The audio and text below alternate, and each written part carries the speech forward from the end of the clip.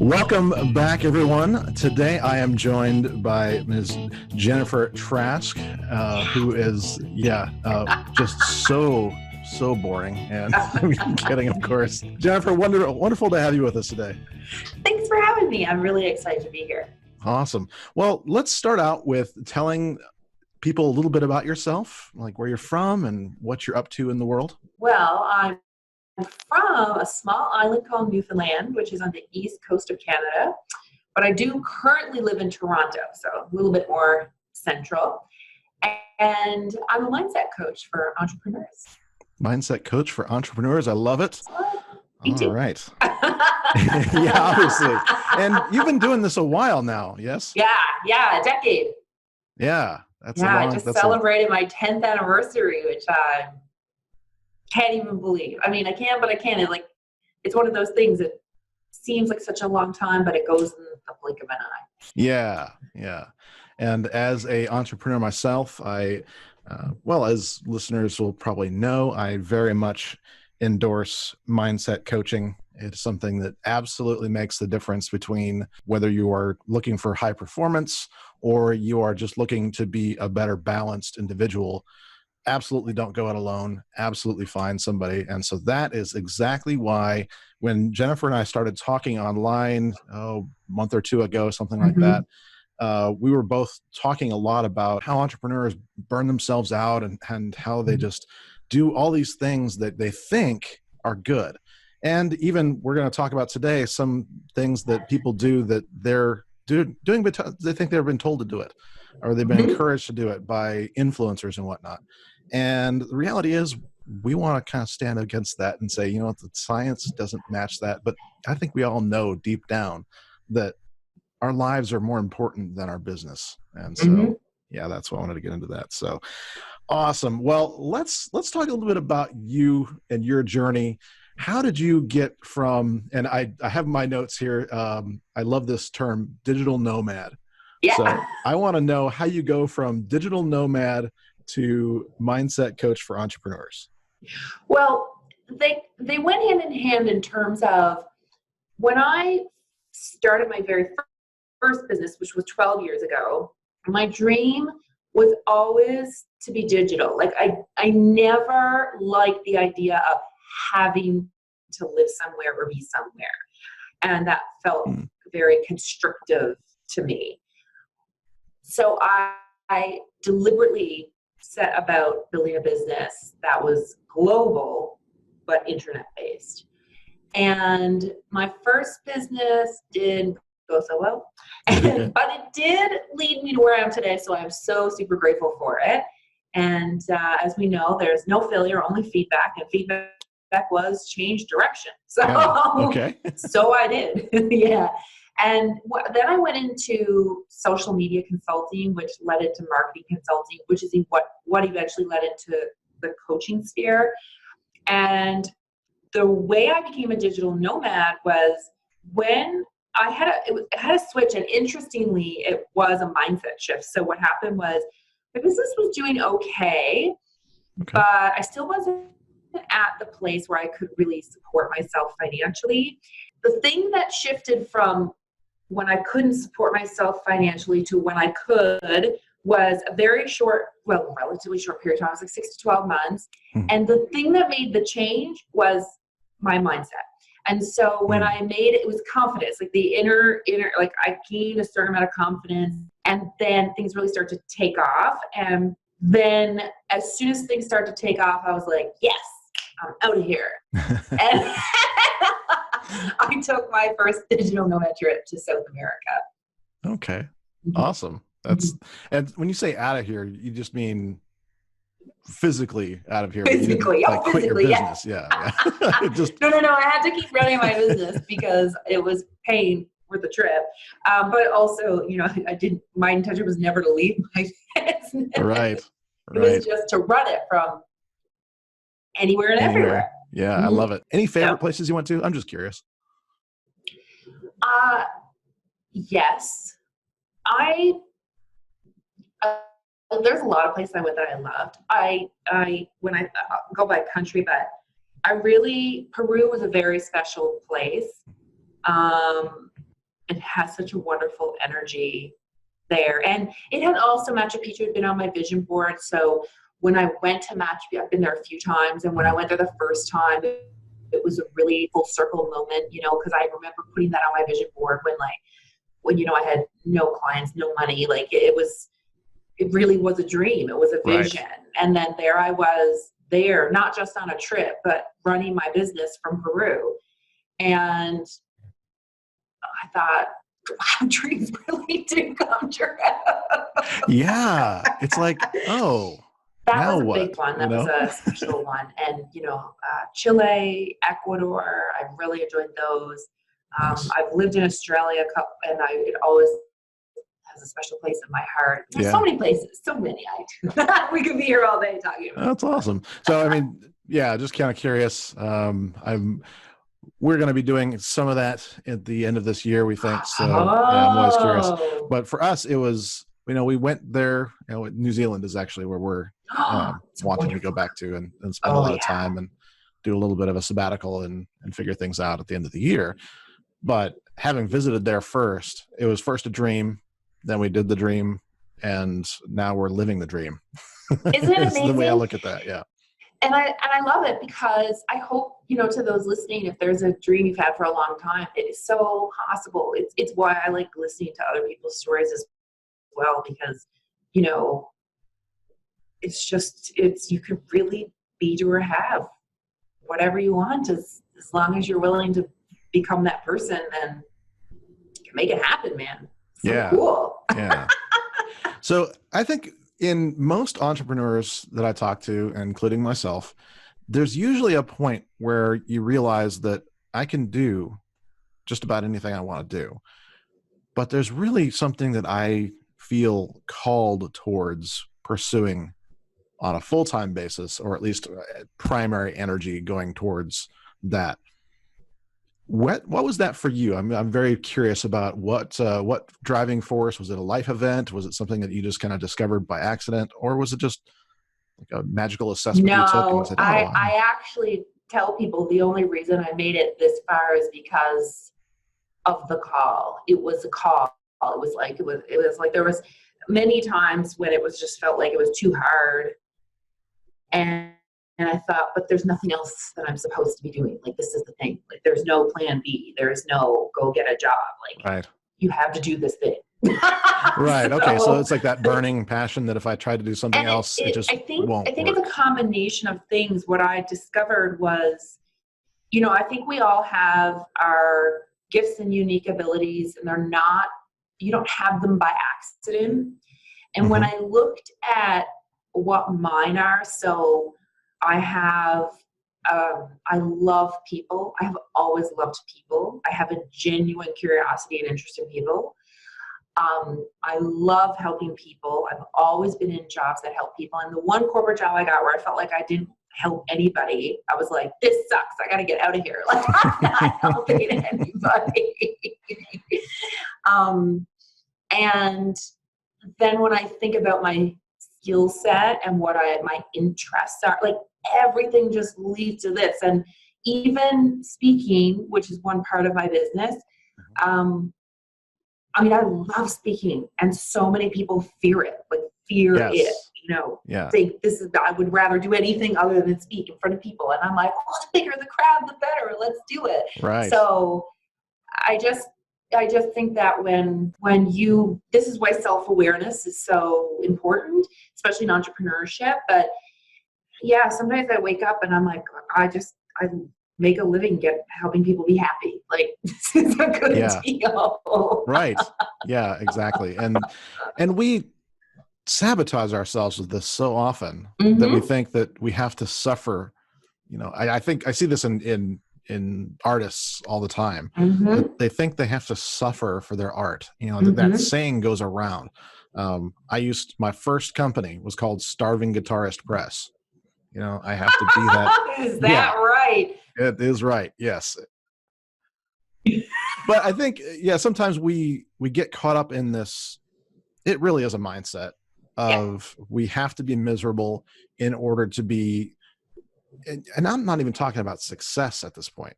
I'm just saying that a lot of times, especially as entrepreneurs, we think we have to do all these things. We have to suffer through all these circumstances. We have to just beat ourselves up. The notion of waking up in the morning and just being so ready to get to work because we're so happy doing our work is foreign to a lot of people. And that's just a shame.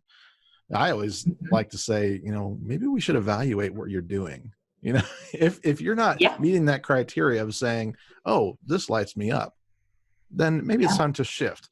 This has been true in my life, even in the last year or so, of Hmm. realizing that while I've been a successful IT consultant for 20 years, more or less, math Hmm. works in funny ways when you're talking about being an entrepreneur. Sometimes you do other things, and sometimes you go to work for people for a while and you figure out you can't.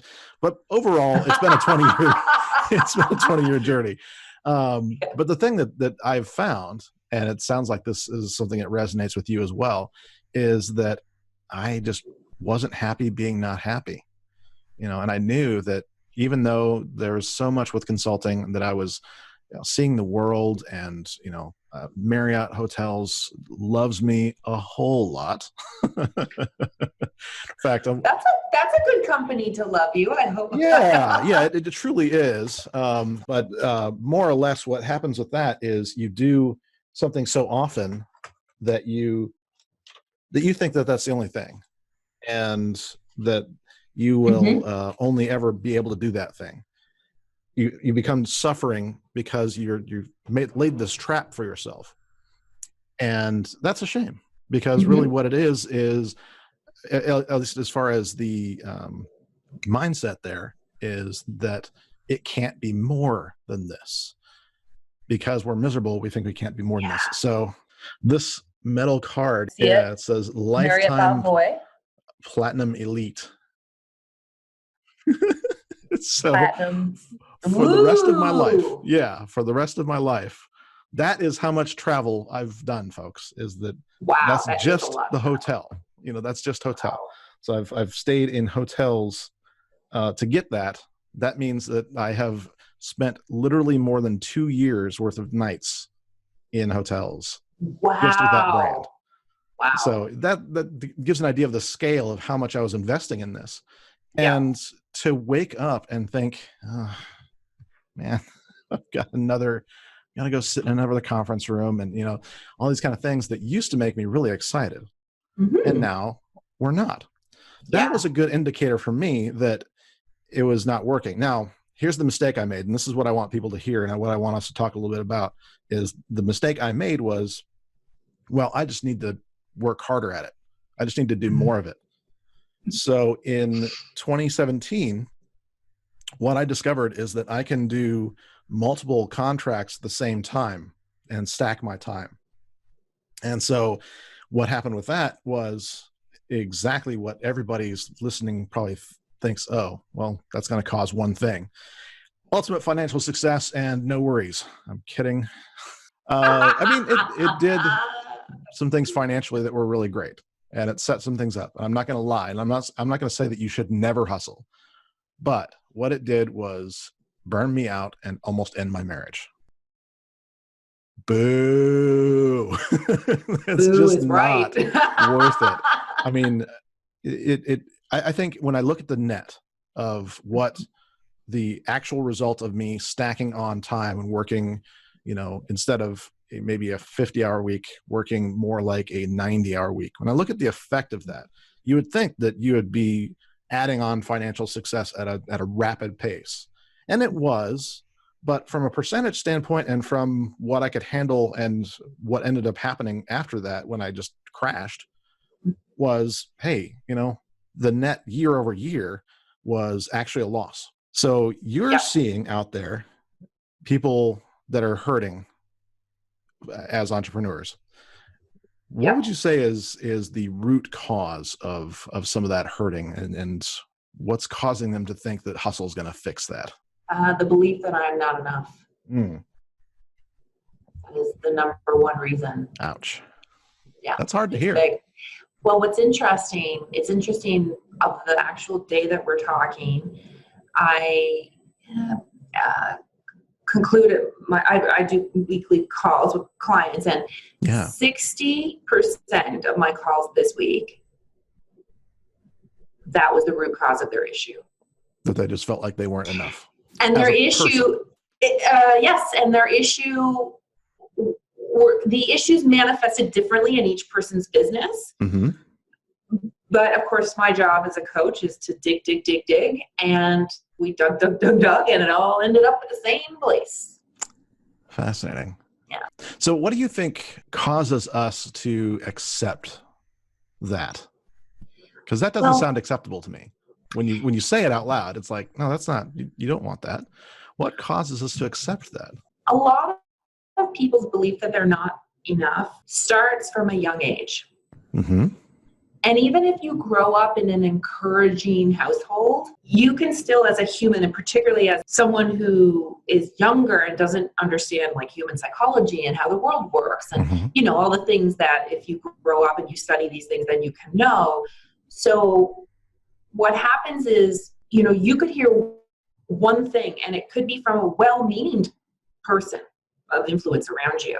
Yeah.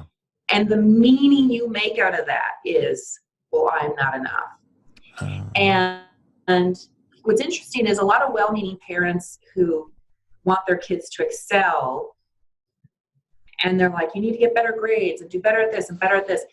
That actually that causes a lot of I'm not enoughness on the internal dialogue, and then it manifests itself over time. And this is why we get a lot of overachievers who aren't happy in life. Right. Because their overachieving is them trying to get praise, but the praise is external, and the really thing we need is internal praise. Mm-hmm. But they've not yet made the connection that they're constantly chasing something to get something that is outside of them, when in reality, the only space they can get it from is internally.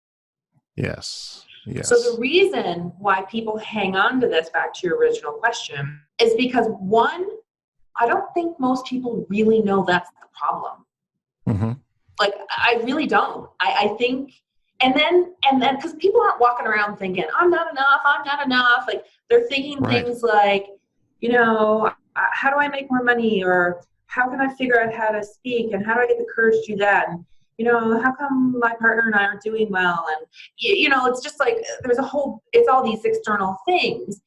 And unless you're super self-aware or you've ever worked with a coach or anything, you know, you probably don't know this is your problem. Right. Or you do know it's your problem, but you're not ready to deal with it. And you try everything else. So, for example, a lot of clients who come to me like, you know, they've taken all the courses, they've done all the things, and they're still like, they still can't like sort of break through their own glass ceiling, whatever that is for them. Yeah. And it's not because they need more knowledge. It's because they need the inner work. Right. I think everyone will really appreciate this. So what I've come to learn is, at the end of the day, human beings only take action or do anything for one of two reasons: to avoid pain or gain pleasure. That's it. Yes. Okay. So in the NLP world, we would call that move away from or move towards. The entrepreneurs who are hustling and who are not super happy, and who are people who are running their businesses because they're trying to move away from something, and they're trying to prove themselves. Mm-hmm. But when you run your business from that state, you basically will eventually run out of gas. Yes. Because you are not accessing the unlimited power you have. But when you run your business from moving towards something, and you're moving from inspiration because this is who you are and there's nothing else you should be doing than this thing, and it comes from a state of alignment and knowing and trust, and that means knowing of your worth, now you have access to unlimited energy, and you're not hustling, you are in flow and allowing. And that's where the big success starts to come from. And what's really interesting, you know, in my definition of hustling versus not hustling, I basically like, I call it flow. Yeah. The difference isn't in time. The difference is in state. So most people think hustling is about burning the midnight oil and suffer, and this is this. But quite frankly, you know, there's some very successful entrepreneurs, they're not hustling, but they work from flow, but they still work a lot. And what I think is, you know, if working a lot truly makes you happy and it fits your lifestyle, right, but you do it from flow, you'll be good to go. I like that. Right? Mm-hmm. But if you are working a lot, but you're working from hustle, which is lack, trying to prove yourself, from more doubt, from struggle, you burn out because it's exhausting. It is. Yeah. It's exhausting. I should probably preface this with it's okay, but a couple of nights ago, I was on the verge of a breakdown because of things that were coming at me externally that really pointed towards this, like, I wanted to quit. For context here, writing a book and God love you. Producing a second in the process of writing this one. So doing both of those activities in the same day, along with consulting work that I still do, and stacking that on with a coaching session that I gave, and being part of a mastermind group that I'm part of. All that, it just added up to it was beyond what I could take. And I was working from a standpoint of, I have to get this done. You know, this needs to be done. And I'm absolutely miserable, but it has to be done. And we create these little lies for ourselves. The reality is, no, I could have slept in the whole entire day. I could have done a number of different things. I didn't have, nobody's holding a gun to my head and saying, DJ, you better finish this book. You know, that's not a thing. But and this is the key, it felt like that. Why did it feel like that? And I love what you're saying about the flow, that kind of state comes out of really something else. So for me, being fully transparent here and honest, what that actually was, as I examined it, was, you know, what I'm actually feeling right now is inadequate. I'm feeling that imposter syndrome. Like, why would anybody want me to do this now? And Jennifer, in an earlier conversation, we talked about Gay Hendricks and the zone of genius and the upper limit challenge.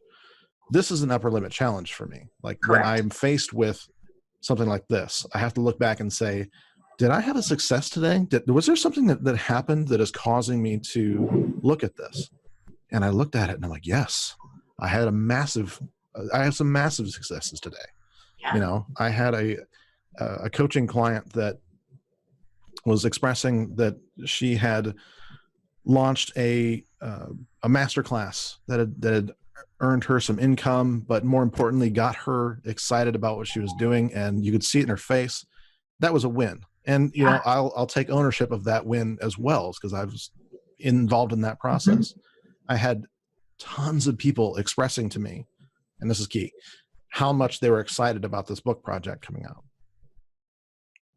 So when I am dealing with my editor on the process, there's, you know, tension, because if you don't have tension with your editor, I think you're doing something wrong. You're not getting a good product if you're not fighting for it. But the bottom line here is that I was allowing that to affect my state. And by forcing myself to continue in that state, would you like to know how much I got done on the book that evening? Probably not much. Not much at all. Yeah.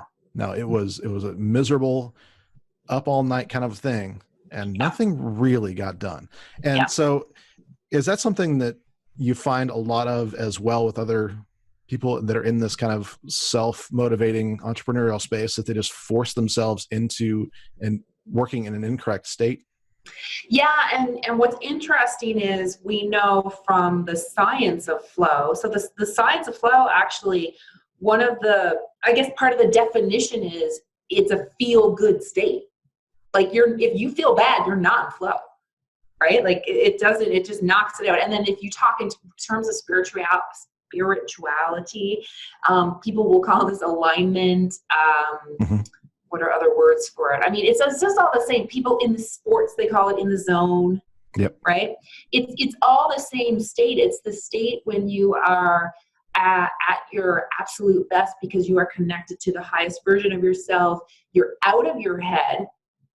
You are in your body, and you are just like in this sort of automatic mode. And, you know, people who create art and music know this well. Presenters tend to know this well. Really great presenters will get into the zone before they speak. The thing is you can learn to get into that state. And I mean, no one's going to be there all day, every day. That's just not humanly possible. Right. But it is possible if you deliberately work to be there as much as possible. And one of the ways that you do that is by learning how to master your emotions. And what I've come to learn through my own personal life experience and through the position that I'm lucky to be in, is most people actually don't really understand their emotions, and they certainly don't know how to control them. And so the more we actively seek out to learn about emotions and how they work and how we can feel, because we can feel however we want to feel by the own rules we make up. It's just that most people's rules are rules that they didn't make. Right. Other people made. Yeah, I love that. And or what I'm finding a lot of is that people think that there's rules that other people made. What it actually is that how they felt about certain things created a almost non-negotiable with them that they interpreted as a rule that somebody else had, and therefore they were picking up. But you go back and talk to those people and they say, oh, I never said that. You know, where did you get this? Yeah. And phrases like that. Yeah. It's the meaning that we make out of things as we walk through life. And so it's why, you know, in that telephone game, and if you tell someone and they tell someone and they tell someone, by the time it gets to the last person, it's like something completely different. Yeah. And that's because we hear through the lens of our life experience and our belief systems. Right. And therefore we create a different meaning. And so what I'm saying is, if you really want to create a magnificent life and a magnificent business, you got to go back to that base so that the filter through which you hear creates meanings that are empowering to you. Yeah. And I think that is really important too. And I'll tell you the rest of the story. I'll be like Paul Harvey, the rest of the story. Yeah. Can't resist. I'm sure it's funny to people who know who Paul Harvey is. I just realized I aged myself and tagged myself as an American all in the same sentence.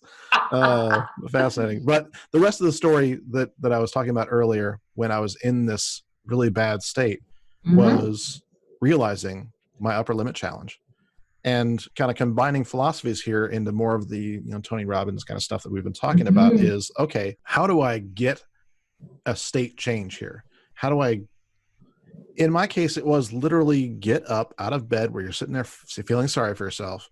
And I grabbed my phone, I went on LinkedIn, and I started talking on LinkedIn about how excited I was about this project and why.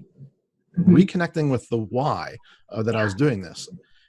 I'm currently writing a book that makes no big impact on the world. I can guarantee it, but it will make the impact on a few key people that may just find that they can do their job more effectively, be happier with what they're doing, or even shift to a whole new style in their career. What is that going to do for people's families? What is that going to do for people's sense of worth and to themselves and being able to more effectively be human beings, for crying out loud? You think of things like that. For me, anyway, I was like, okay, well, if I can reconnect with my purpose, that changes my state. change my state, it all went from there. There's also a bit of Gestalt therapy here, which I've always heard best described either as grieve it and move on, or as I paraphrased it in college, life sucks, buy a helmet. That is awesome. But honestly, it's like these troubles will come. But if you're not aware of the effect that your emotions are having, and you think that they aren't there, but they're absolutely there. And your past and all your experiences are informing that. And I love that you're saying, if you can get into that proper state, then do the work.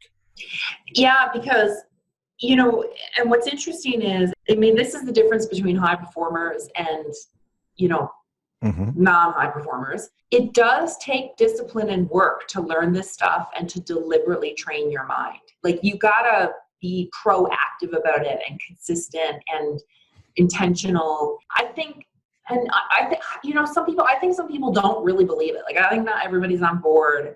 I don't think they necessarily believe that their emotions are so impactful to their life, or that you really can change the way you think or you are. Luckily, we know through neuroscience that it's completely untrue. You can change the way your brain thinks and your automatic behaviors. There's tons of science behind that. If you look at the world today, like, life is actually quite extraordinary, isn't it? And even though there are a lot of challenging things happening, it is the most wonderful time to be alive. More people have access to food, clean water. More people are more cultured and connected and are more open-minded. People are just so much better off than even 50 years ago, definitely 100 years ago, right? More, and yes, we still have many challenges as a human race, but we're actively overcoming them. I just saw an article come out the other day about how Telsa helped create the world's first water sanitation facility that takes salt water and successfully turns it into drinking water. And it is now going in a country in Africa, and it should be paid off in 5 years, and they're going to take profits from that and start another one, while hopefully learning how to decrease the cost of making them. And so now 35,000 people have access to clean drinking water because of this new technology that's solar powered. Right.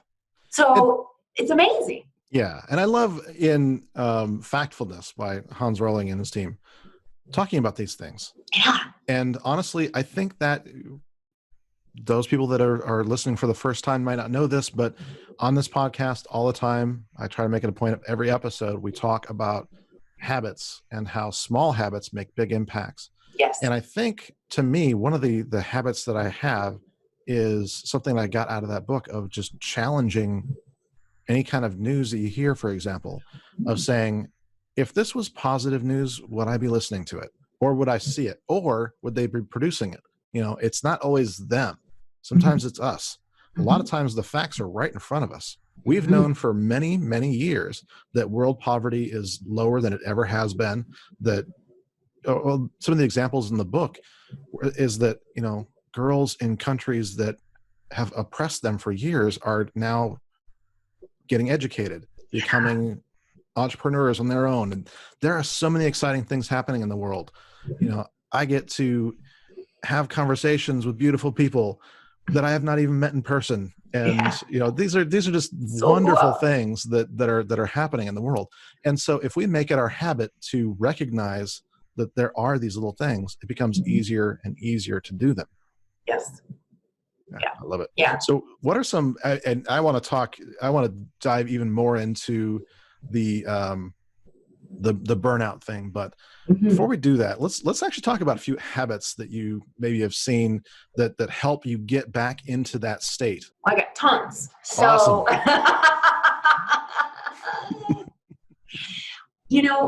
So there's a bunch. I can tell you what I personally do. So there's a few things, and one is when I wake up, I deliberately say, this is going to be a really great day today, and I'm excited for today.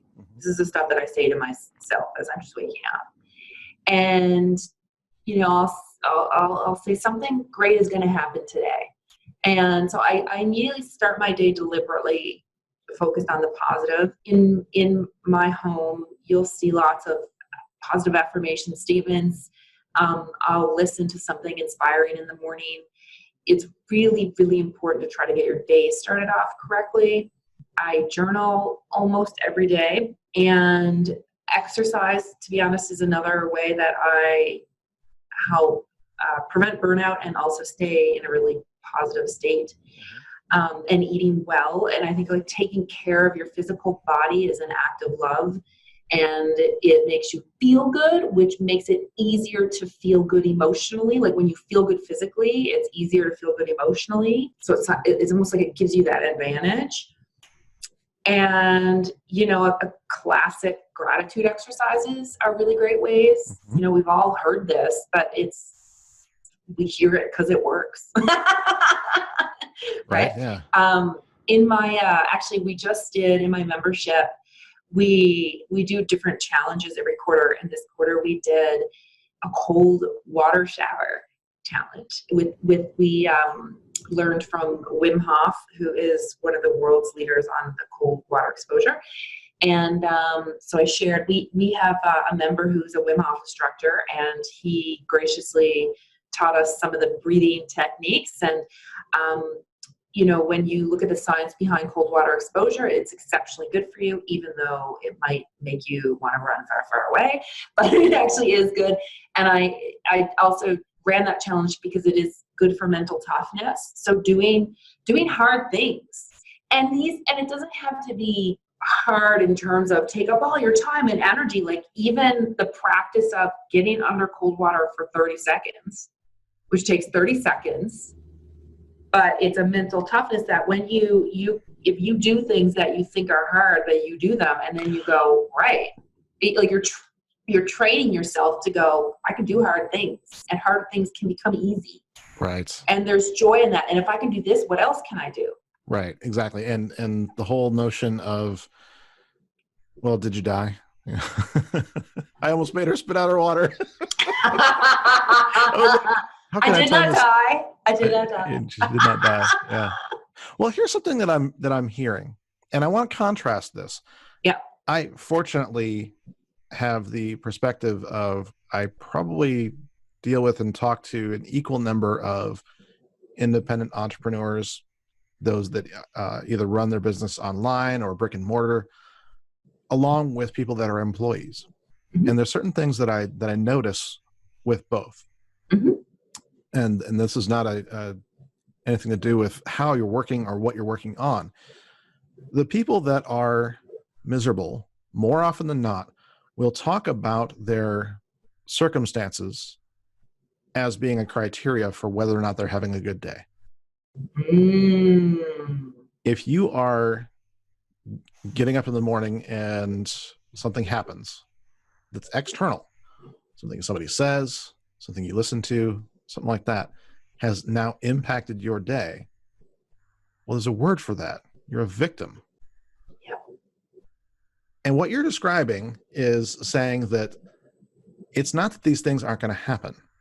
It's that I am purposely deciding that I'm going to be in control of my mindset for that day, which is huge.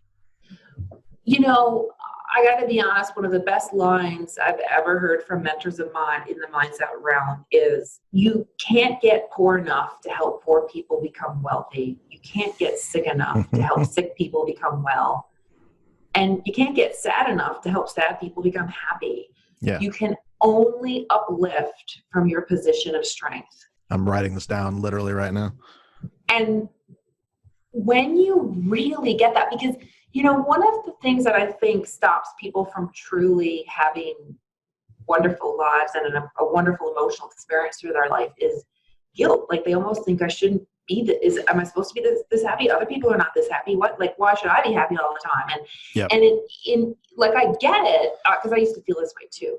And that comes from like a sense of empathy of wanting others to experience joy. But it's looking at it through a lens that is incorrect. And that the lens is that it's almost like people think it's a finite pie. Well, if I feel happy today, you can't feel happy today.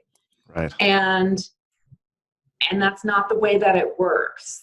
We live in an infinite, abundant universe. We have more resources and wealth today than we did 50 years ago, but nothing got trucked in from another planet. Yeah. Like, it's all here. We Exactly. learned how to make it happen through creative vision through our minds. So the thing that really helped me move past that was first understanding you can only uplift from your position of strength.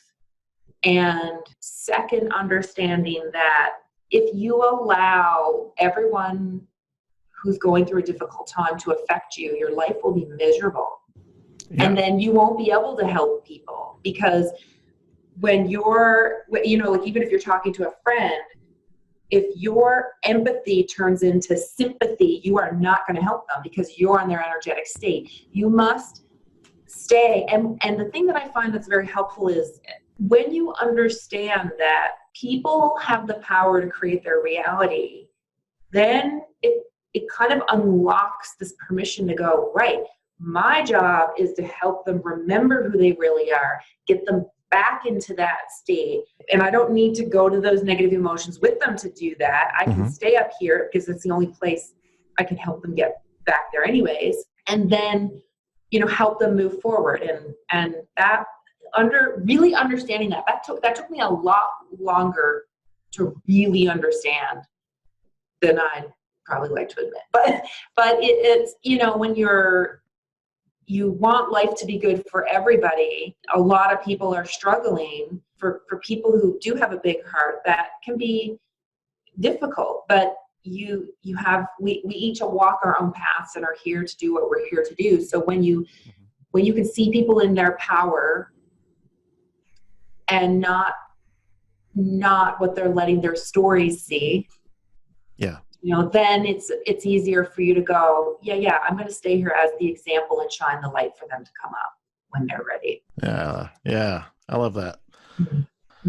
I like looking at some of the really successful entrepreneurs that we've encountered and the people that are influencers in these spaces, and looking at a pattern that they have. And if it's one thing I can tell you is that they all suck at a lot of things. But like you said before, and I want to kind of re-key into this, is they've learned to not just have a positive mental attitude. It's not just that. It's being able to correct the course and really say that, I need to stay in not a productive state and not even a positive state, but a meaningful state in order to really make any really impact. And the funny thing is, I see them doing this and I see them working less, and it becomes effortless. And, we talked already about how that's, a lot of us think we need to suffer for that, that sort of thing. And they're saying, no, it's actually, if you just make this easy on yourself, then this does actually become easy. So what are some kind of midday reset habits that you can either, if you have, or you can recommend for people, those kind of writer downer kind of things? So I think that's usually when the first of the morning, okay, that's really easy to get self-motivated first thing in the morning. If you can reprogram yourself, okay, yeah, that works. But I'm curious, that during the day, you've been bombarded with a bunch of stuff, traffic was awful, it's just more than you can take. What are some things people can do to reset their state? Yeah, it's a good question. There's a few things. So one, meditation. You can do a 5-10 minute meditation, even put your earphones in, listen to an app, go for it, go outdoors. We are a part of nature, and if you go back to nature, you'll always feel better. Yeah. Even when it's cold out, you'll still feel better. You can tell I'm a Canadian here, even when it's cold. Another thing is using a positive trigger.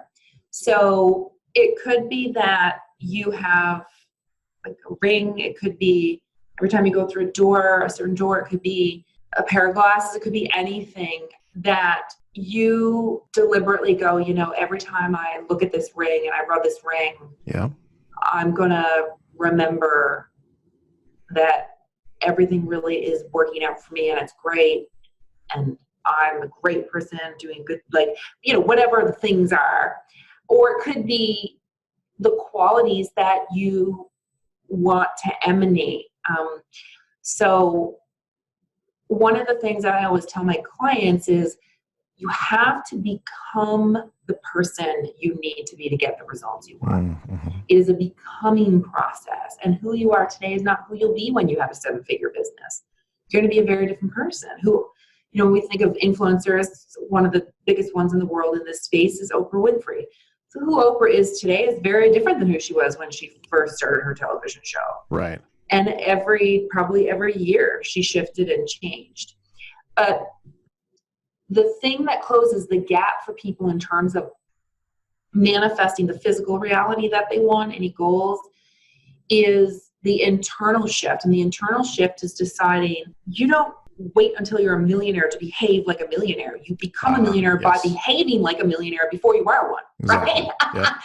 Right? Which includes being brave and taking risks and being confident and managing your money well and, hiring for your weaknesses and et cetera, all the things. Yeah. So if you can connect some traits or qualities or emotional states to a trigger of some sort so that, it's like Superman's cape, right? Mm-hmm. It's whatever you want it to be, then that's a really great place to go. Yeah. Okay. And you can do it to a song, and physical movement. We know that our emotional state is attached to our physiology. So if you can, get into an expansion type mode, like if you sat and did this, if you feel like, I'm on top of the world after a little while, you almost can't be sad in this state, right? So there's actually a lot of things people can do that don't take a lot of time, a minute, a few minutes, and can really trigger you back to, okay, yep, I'm good to go. Head's back on track. Yeah, I love it. Mm-hmm. Right on. Well, let's finish this out by talking a little bit about how hustle really hurts. Mm-hmm. So let's talk about maybe some experiences you've either had or seen and how we corrected course on those. And there's two things I'm thinking about. So the first is back in my earlier days when I was in that first business that failed. And I remember by the end of those 2 years, I was burnt out. I was like, this is not going well. Not going well. There was an important lesson I had to learn then. And I remember the biggest thing for me was it was difficult to leave that business because of ego. Because I felt like I'm smart and capable and I should have been able to make that work.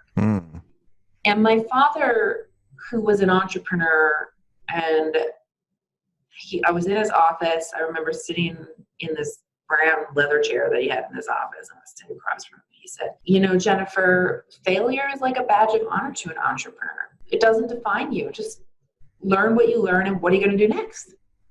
And it's interesting because I heard it and I was like, yeah, but you don't know. Meanwhile, he did know. But anyways, it's years later. That conversation was a decade ago. It's funny how certain conversations really stick with you. But that failure is a badge of honor to an entrepreneur. Now I really understand what he means, because failure is just feedback. And, there's a quote, I don't know who said this, but basically the difference between a professional and an amateur is a professional has failed more.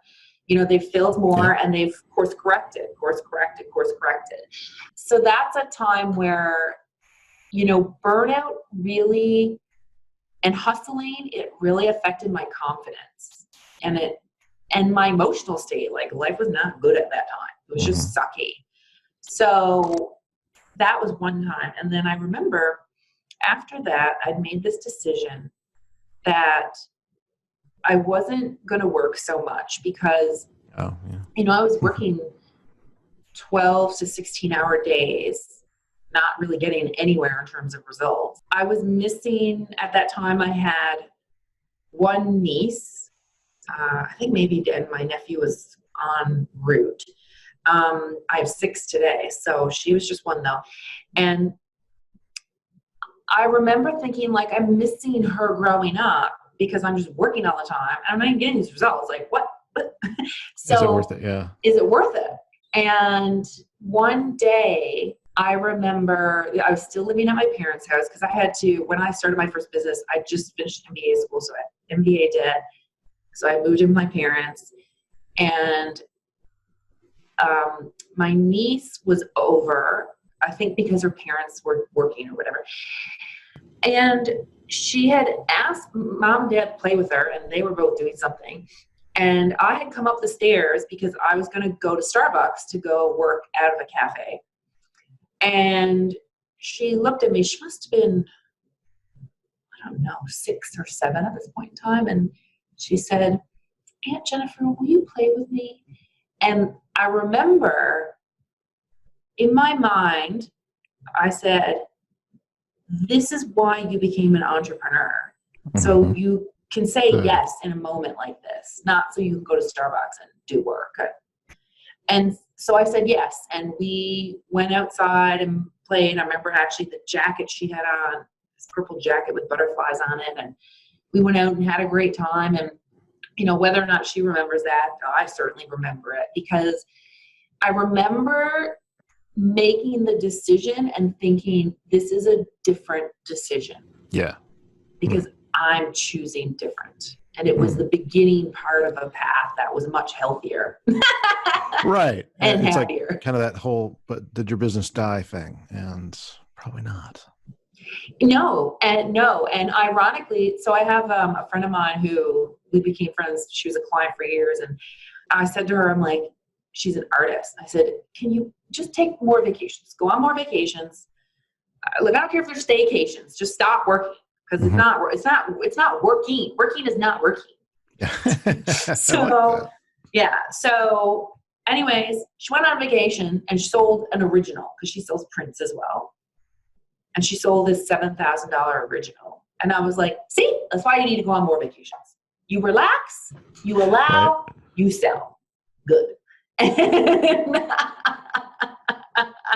And what was funny was the next time she took a vacation, the same thing happened. I was like, yes. Good. Cool. Yeah. Awesome. So as far as, I like that working is not working, Well, I mean, sometimes, sometimes working is not working. And or sometimes working is not working for you. It's not that it's not work. It's just that it's not productive. Yeah. And, for entrepreneurs, this concept might be a bit difficult to comprehend, shall we say. But if you put the physical work aside, what you have to understand is if you really want to be happy, like really joyous and happy, you have to understand you don't get what you want. You get what you are. Mm-hmm. And so you can want $1 million business all you want, or you can want that dream car or partner or whatever it is. But if you don't energetically get there, you can do whatever you want. You're never going to have it. And so it's not about the doing. It is about the state while you are doing or not doing. So I think business is just like dating. And there's this saying that you'll find love when you're not looking for it. Yes, that was literally going there in my mind. Yes. Yeah. So the reason that's true is because when you're thinking and wanting love, you're actually thinking about it from the lack of not having it. Mm-hmm. So if we come back to the principle that you don't get what you want, you get what you are, then in those moments of wanting, you are in lack of it. Right. So if you decide, oh my God, it's too frustrating. frig this. I'm going to go live my life. I'm going to kick ass at work. Mm-hmm. I'm going to start at that new gym. I'm going to go out with my friends. You know, I've always wanted to try rock climbing. I'm going to go rock climbing. And you start actually just having fun and enjoying your life. Mm-hmm. Now you move out of the vibration of lack of a partner and lack of love, which is ultimately what people really want from that. You go over into that vibration, getting it through a different avenue. And that's when you meet someone. Right. Because you weren't from wanting it, you already had it. Yeah. And okay. money, happiness, it's all the same. It's all the same. Right. Yeah. We forget that these things are connected in ways that we don't always attribute. The world doesn't attribute them. We have to be aware of that. It's like, you aren't just handed the success manual for this. Which is, like, this stuff should be taught in school. It should. Yeah, it should. Little kids know this. They just don't, they might not necessarily speak it out loud, but little kids know this. Like, little kids know life is just supposed to be fun. Yeah, and I was thinking about saying it, and then you said that, and I'm going to go ahead and say it, that the tragedy is that we have allowed systems to teach us the wrong things. Yes. And so it's not that they don't need to be taught this. I totally agree with you that this is not something we need to be taught, but we are in a state of, we need to be corrected and say, you know what, the way your instincts are on this about enjoying life, you really can be happy all the time. It's not, and as it can, doesn't mean you should, and doesn't mean you will. It means you can. And that's a different kind of thing than we're taught by our society, by our media, especially by our media. So I love that we're living in a world where, you know, I can get into people's ears and say, oh, well, I challenge this. I think that, you know, deep down that you can be happy and that you can give yourself permission to be that. So yeah, I love what you're saying as far as the just being in that and the difference that makes mentally, I think is very astute. That it's not just, oh, I'm going to figure this out. It's a term that I hear a lot of. No, don't figure it out. Just go be that, you know, live in that space. Don't try and figure it out. It's just, you know, you're not going to figure it out. You know, you're not going to buy a magic book. You're not going to get a system that's going to work for this. It is just being in that.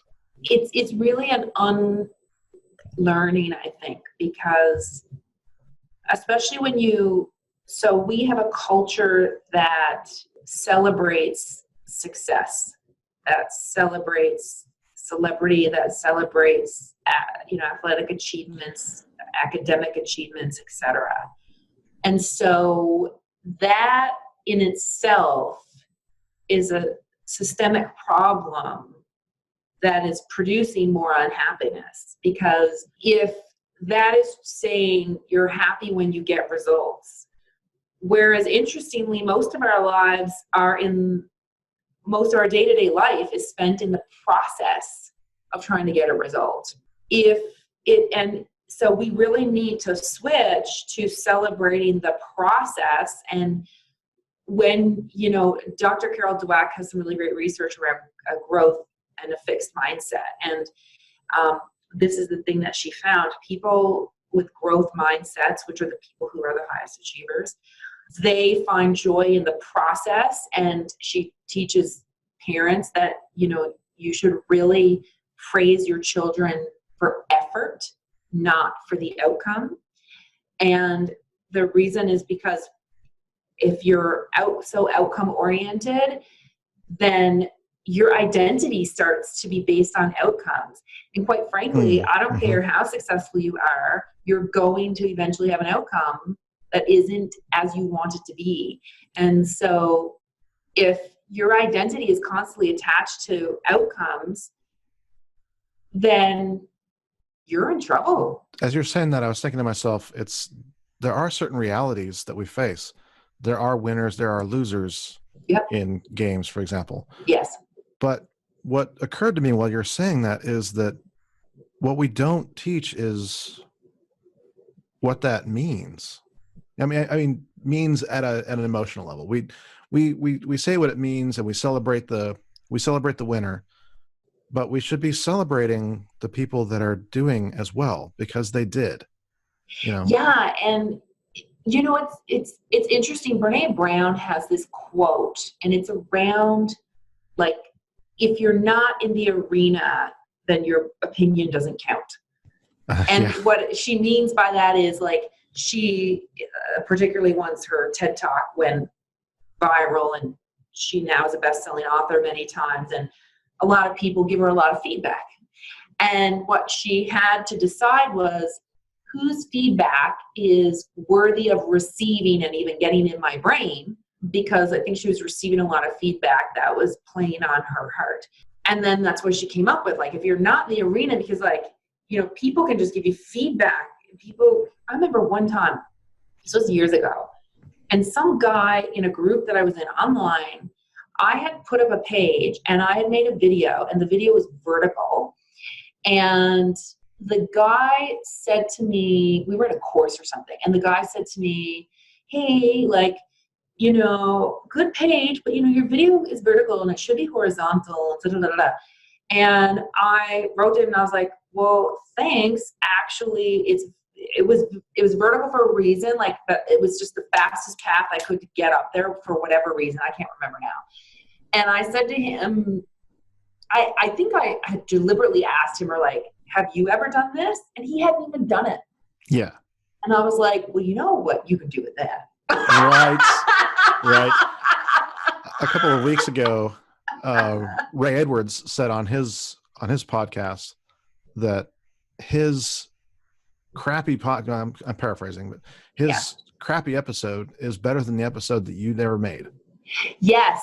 And so I say that because people, like, when you talk to other entrepreneurs, mm-hmm. I think this is a good filtering system. When you talk to entrepreneurs, like, they get it. Like, you didn't choose an easy road. Entrepreneurship isn't flowers and it can suck. Yeah. It can suck. It's hard. Mm-hmm. And so, like, a true other entrepreneur would never say that to you. They would praise you for getting it done. Right. Because they know even the effort, they know even sometimes for someone just putting a video online is a huge deal. And that should be celebrated. Exactly. And I think too, people forget, and I have to remind myself a lot that the majority of people I interact with non-professionally are not entrepreneurs. Mm-hmm. A lot of the feedback I get is from people that are not in that productive state. They don't understand anything about it. And it is amazing that you brought that up, because this is actually something that I will confess that I still struggle with to this day. Okay. Not sure where it comes from 100%. I've got some ideas, but say for example, writing a book. What do I need the most of? Reviews. What do I not want to see? Reviews. They could be the most positive reviews in the world. I was like, I just don't. I will find the cloud in every kind of lining when it comes to things like that. Same thing with I gotta confess, last summer I had a video series that I was putting out for people, and it wasn't going all that well. And the very first comment on, I think the very first video or the second video was, I can't hear very well. There's a sound in the background or whatever. And I'm like, so Yeah. I did this for you. It's like, I didn't have a production team here. I was like, Yes. it is like, it triggers this whole like anger response, and that kind of like, maybe I just won't do this anymore is where our minds sometimes will go with that, which it's really tragic that we get into that space sometimes, that we just say, well, I should obviously give this up. I should obviously just stop, because that ultimately is kind of where I see the problem with hustle, is that we have it in our mind that just, feedback just means we need to work harder. Yeah. But I also feel like hustle in its perceived definition is proving yourself and like inherently difficult within its definition. So I feel like if you're going into, I have to hustle, you're already screwed. Like it's just going to be hard. It's going to be hard. It's going to be harder than it needs to be. And this is why, I talk so much about flow and enjoying your life. Like I put up a post yesterday on Instagram, and it said, like, be careful while you're building your business. Like don't let go of your health and your relationships, because your health is your wealth and people are not replaceable. Mm-hmm. This is something I luckily didn't learn the full hard way, although I did let my health go a few times, and I learned that lesson pretty fast. It's kind of like, when you think something's going to be hard, it's going to be hard. If you think it's going to be easy, it's going to be easy. Yeah. And, we'll call a spade a spade. Being an entrepreneur is just not easy, but it doesn't have to be hard. Like I feel like people think it needs to be. The hardest part is the emotional internal journey, because actually learning skills like marketing or sales or negotiation or how to do an opt-in page, like those skills are not particularly difficult to learn. It's just a skill. You just have to learn, like, how do you form a good headline sentence? Like, you just have to take the time to learn those skills. So those type of hard skills that you need to become successful, particularly online, they're not difficult. It's how you look at learning them, the lens of which is this, I got to learn this other skill. Like, this is so much work. Like, that's what makes it hard. Right. It's your not personality. It's your, are you kind of like, okay, I got to learn copywriting, then let's go into it, man. Like, it's all just how you look at it. And this is why mindset matters so much, because your mindset's either going to make that a joyous journey or a really crappy one. Yeah. It's true. And honestly, and if it's not, like you said, if it's not a joyous journey, then it's a slog. You're just on a slave road at that point. Yes. And the worst part is, and I say this kind of in jest, but I'm actually fairly serious a lot of the time, is that, people ask me how work is going and things like that. And I'll say, you know what? I'm so frustrated at my boss. He is the worst. He's a slave driver. He doesn't understand balance. I'll go on. And then they realize that I'm self-employed, and they'll go like, wait, what? I thought you worked for yourself. And I'm like, I do. Mm-hmm. We have to realize sometimes too that we wear all the hats in those kind of scenarios. That means that we are also the leader. If we can't lead ourselves the way we would lead others, then what's the point? You might as well just go, work on a call center or whatever, whatever's going to just make you equally miserable. And, if you're not going to be leading yourself, then you're kind of just in a state of idiocy, really, when it comes down to it. Yet that is where the majority of entrepreneurs that I talk to find themselves. So my question to you is, what are some things coming up that you have? Because I know we're talking in advance about some of these things about the joyous journey and where that's going. So what are some things that you have coming up that are helpful in that regards? Well, I do. The joyous journey is my membership, my mindset membership for entrepreneurs. And, I created that membership for a couple of reasons, but the first reason is it is very much in alignment with my mission to help, I want to help millions of entrepreneurs over the course of my life. And because I think that entrepreneurs are the game changers of the planet. They are the people that are making the most progress on the planet. What I wanted to do, in the market today, like you can't ignore your mindset. Like if you really want to achieve, you must prioritize this over everything else, because it is your foundation. And I don't care how many sales and marketing courses you take, the house is going to fall down if you can't deal with it. Right. So one of the things I noticed is in the market to really get strong coaching is you either have to hire a private coach or be in a high-end mastermind or go to expensive events. Now, all those things have their place and they're wonderful, but a lot of entrepreneurs cannot afford that yet, right? Yeah. And or afford the time even sometimes. Yeah, I mean, maybe for a big event, but I think, it's again, prioritization. But for me, like, I get it. Cause I remember too, when, you had really limited funds and you had to pick and choose, like, do I invest in this $10,000 program or this 2,000, like, whatever. And so then it's either that or read a book or an audio. And of course, books have their place, but what I have found is coaching is such a powerful process if you engage in it and you engage in it with the right coach for you.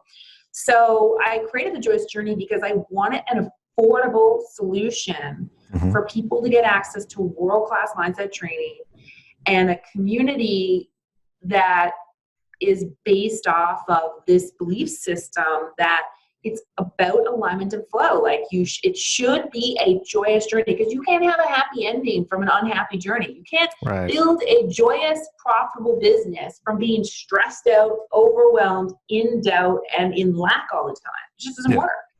It's just, that's not 1 + 1 = 2. So you can't do it. So my mission with the membership is to help as many entrepreneurs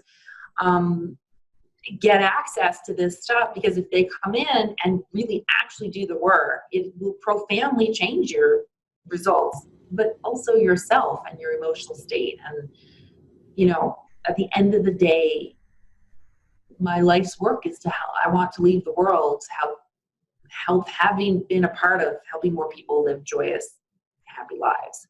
Yeah. So that is the mission. Right. I can't relate to that at all. I like this. And, I'll mention something else about this that I like conceptually. And that is that a lot of things we go through, and again, nothing against the events and things like that, because I've been to some events that have honestly changed the trajectory of my life. Absolutely. But here's the thing. If you don't have that daily, weekly, monthly support, then it is really difficult to keep that momentum. It's difficult to honestly, I think if there was a perfect system you could just buy into and it would just magically transform your life, that would have been invented already. And when I say that, I mean that if every single try that again. If every single Tony Robbins program was perfect and worked for every person flawlessly, then this world would be a much different place, because you know what? He sold a lot of those. A lot. I know. I bought a lot of them. Yes, exactly. Me too. Because honestly, it's great. But what I find, okay, I listened to that audiobook. I have some notes. Now what? And this is what I love about the membership concept is I can take over time and do this much more affordably. And I belong to several groups that are of various levels of commitment and financial commitment as well. Yeah. And it just depends on where you're at in your journey, for sure. Yeah. But it's funny. One of the ones I belong to that is $32 a month has some value. There's one that I belong to that is some $400 a month that has great value. There's ones that I belong to that are kind of in the middle of the road there that are really just transforming the way I think about my life and my business on a consistent basis. But the key here is that, and one actually, I'm going to cheat here and use one of the memberships that I actually belong to as an example here. But Dan Miller says that you should have, as part of your budget, as part of your business budget, you absolutely should have things you're doing to develop not just your business skills, but you as a person. That is absolutely critical and is a much higher investment. And I mean, this might vary from person to person, I like the recommendation of saying you should be investing no less than 10% of your income right back into your business and personal development. Oh yeah. I'd But say we miss mine. that. We think, Yeah. oh, that's just, that's like funny money or whatever. We don't want to make that spend. But honestly, just the difference it's made in my life of all these things, it's coming back in huge, huge ways. It only can, because you don't get what you want, you get what you are. Yeah. I love it. Yes, exactly. Awesome. Jennifer, tell us about the challenge you have coming up on the 16th. Yes, the Rock Your Confidence Challenge. Woo! I'm really excited for this challenge, as you can see. Yeah. It's free to join. The Rock Your Confidence Challenge is free. You're going to learn the 7 pillars of how to get your confidence back, and you're going to take action while you're doing it. And it's really going to help you make that shift to feeling good, right? Back to that state of flow and to that state of confidence, because we all have it within us. We just need to be able to access it. And what happens is when you become more confident, you say yes to more, you take bigger risks, you sort of like walk prouder, and you can do better on your sales calls, and your videos will compel something. Because what's interesting is, if you've ever thought about who you bought things from, you don't buy from people who are not confident about what they're selling. Right. If anyone lacks any confidence in the thing they're selling, you'd be like, I don't think so, that's too expensive, or whatever. You must be confident in what you're selling as an entrepreneur, because otherwise no one's going to buy from you. Right.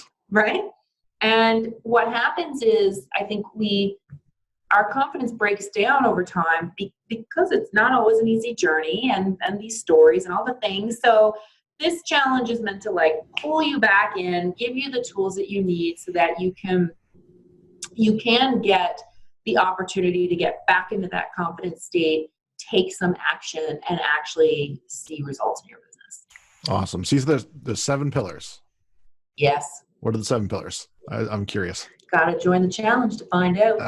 Can't give all the good stuff away. I tried cheating, folks. I tried cheating. Even I can't get the inside track. No cheating. Yeah. No, it sounds like it's going to be awesome. It sounds like something that'd be comparable to like a seminar. How long does the challenge last? So the challenge is a week. A week long. Okay. Yes. So it's, in other words, so we're not saying that you have to commit to, like, say, a weekend and get all the information crammed in at once. We're saying over the course of a week. I'm guessing, since there's 7 pillars and you said a week, I'm guessing one each day. Yeah. That sounds less overwhelming. Yeah. And there's 5 to 10 minute videos. I'll go live every day. I like doing live better. And you'll have a little bit of dream work every day. I like to call it dream work, because you're working on your dream. Yeah. And what will happen, I've done this challenge many times, and I have some screenshots I want to put on the opt-in page, right? Because people just it blows their mind how quickly you can feel differently about yourself and your situation, and what that then cultivates from that. Because, change your state is Wayne Dyer, right? Change the way you look at things, the things you look at change. Yes. Yeah. Okay. So, yeah, I love it. So, I mean, it sounds to me like this is something that is not exclusive for those that are full-time entrepreneurs. This sounds like something that it could be for people that are developing as an entrepreneur. Is that? Oh, absolutely. Yeah. You got your own business or a business idea. Really, this is a great challenge for anybody.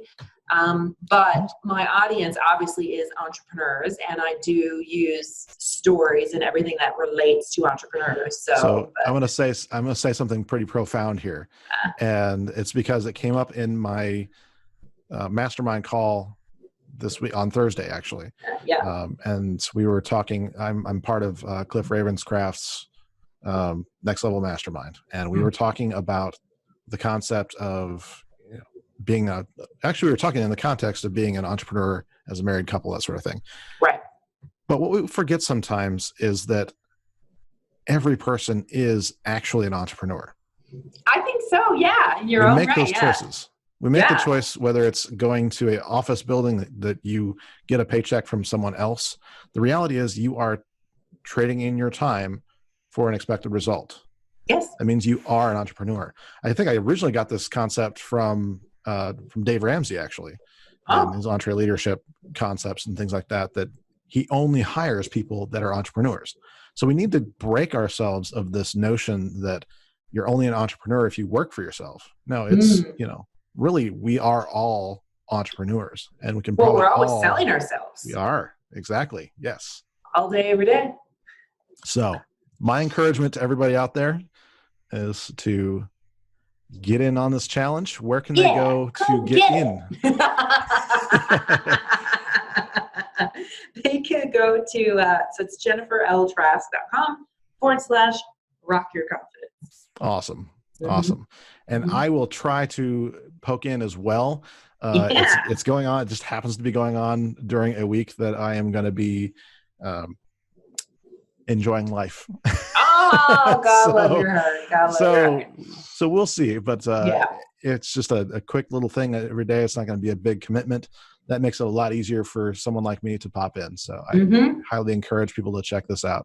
Absolutely. And Jennifer, where can people follow you? I am on Facebook, Instagram, and LinkedIn, but I'm most active on Facebook and Instagram. Okay. And we will put those into the show notes, but just verbally, what's the names on those?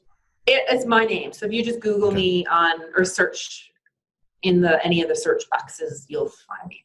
Jennifer Trask on Google. Okay, here we go. That's not dangerous at all. Probably Facebook. Actually, I am at the top of Google for my name, because when I started there, I couldn't get jennifertrask.com because an artist in New York, like who makes actual art, already had it. And I remember my goal when I started my website was I want to outrank her for my name.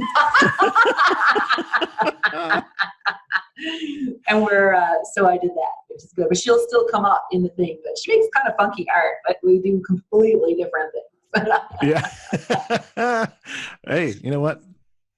Whatever your dream and passion is, that's right. important. So absolutely. Yeah. Awesome. Well, Jennifer, thank you so much for taking the time to be with us today. I encourage you guys to, I was going to say something even more cheesy, but like living your dreams or something like that, but that's not really what we're after here. I encourage all of you to live in your purpose, leave this world a better place than you found it, and get excited about it. Yeah. Heck yeah. Get excited. Thanks for having me. Yeah, my pleasure. Thank you so much. It's been a pleasure to have you on today. Yeah, thank you. Awesome. Thanks.